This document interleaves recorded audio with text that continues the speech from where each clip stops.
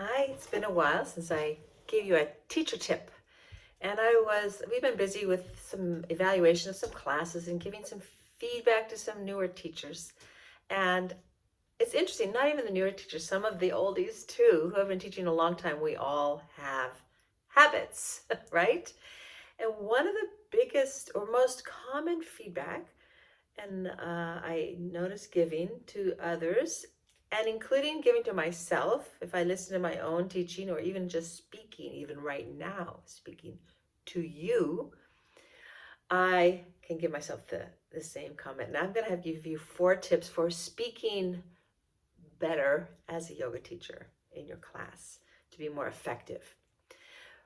Before I do that, I want to tell you the why.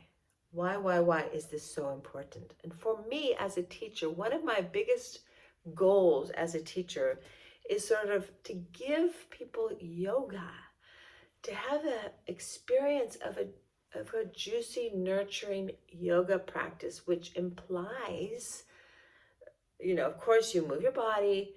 It's mindful, which means their mind goes into the body and sort of has this rich, deep experience of self and of personal inside the insight, right? So, and that's not to say that sometimes we don't take people from, like, come look at me or do this, or, so if I'm the student, I have to look at the teacher and see what they mean. So energetically, I go over there.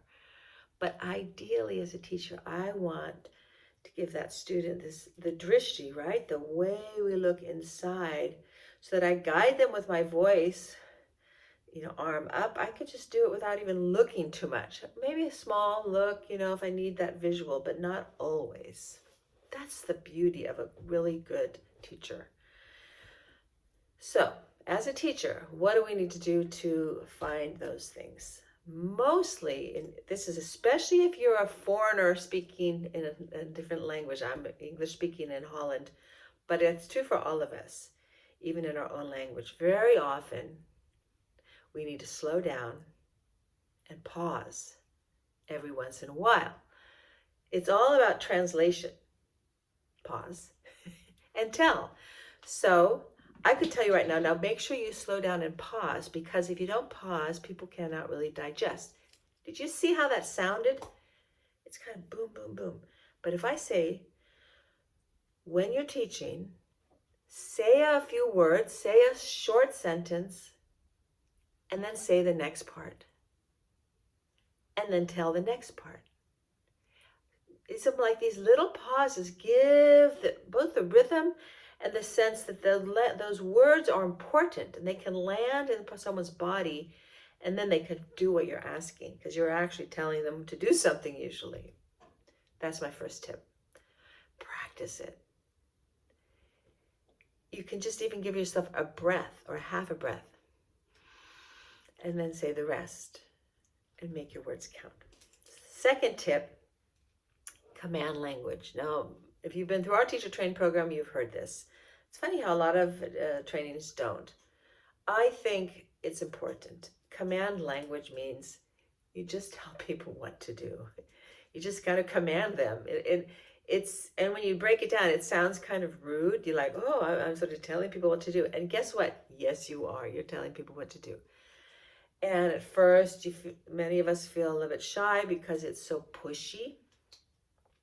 But again, I was just in a class this morning with a teacher who almost before everything she did, she said something like, and now we are going to do blah, blah, blah. And now we're going to do this. And that's all those stop words. It's basically every time we're going to do something next, it's this little sentence, which basically is slowing the whole class down. Instead of inhale, arms up, or bring your right arm up and go over to the left, or take your right foot back, take a breath, ground your legs, whatever, just tell people where to go. Once you get them in the basic foundation, then refine, all those things. And take those stop words out. Stop words meaning words that kind of stop the process. and get over being shy about just telling people what to do. You do it with a kind face, but just take your arm up. Don't try to take your arm up. Don't, please, let's take your arm up. Let's all take our arms up. That we, by the way, the we, for me, it feels a little bit childlike. Like, come on, kids, let's go together. Just, you be the adult. You bring your arm up, or just bring your arm up. Yeah, so that was the second point. The third one is inflection. Getting your voice to move up and down. And have a little playfulness with your voice. And even if you have a very small class, this is very important. It can get very monotone, do, do, do, do, do.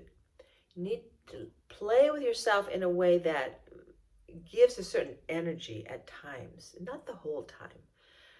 But it could even be when I say, move your arm up. Now go higher. Go, oh, come on, let's stretch. It's a little like an actor, but when you do it more often, you're going to see the energy come in the room, and you kind of create a movement, and you reach people where they're at.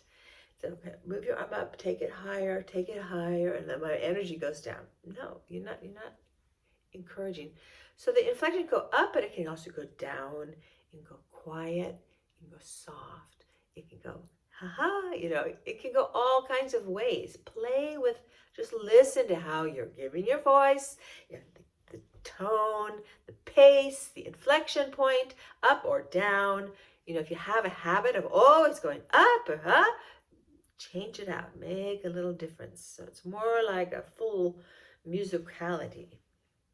And my fourth one, which is kind of similar to the inflection one, it's maybe part of it, which is for most of us women, we need to bring our voice down in the chest some of the time.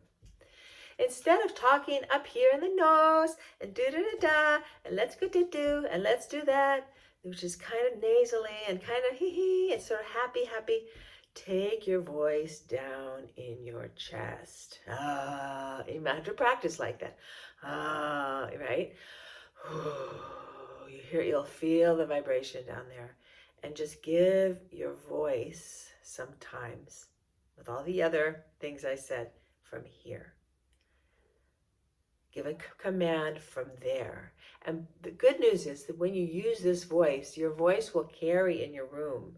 So the person in the way back will hear you. If you have your head down in downward dog and you voice like this, often it'll carry, through, get it outside of the person's behind you and your head's down. But if I'm like this, or I'm kind of talking fast and my head is down, it'll be all muffly and they can't understand. And then communication has been severed. I think I'm communicating because I'm sending, but that person in the back of my room, in the corner of my room, is hearing nothing. And they're just trying to figure out what I'm saying. And I've just broken that mindful meditation for their practice because I didn't use my voice well. I hope this helps you. And go home or go to your class and take your phone out and record yourself. This is the bonus tip. Record yourself. It's terrible to listen to yourself. And go take your own class and then make some notes about these things. Just take one or two at a time and attack. Go practice new skills using your voice. Namaste.